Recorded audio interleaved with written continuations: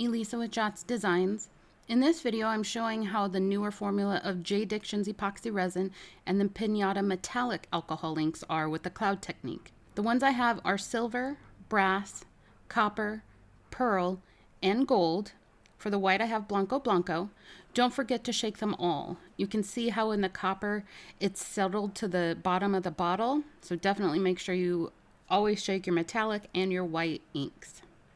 Side note, as with many techniques, there are a bunch of names for this one too. Cloud technique is just the one that I've always used. I use 50 drops of white for about 1 ounce of resin. I do leave one with no white added in the middle here so you can see what the metallic ink does by itself. For a more detailed tutorial on this technique, check out the videos I have linked in the description.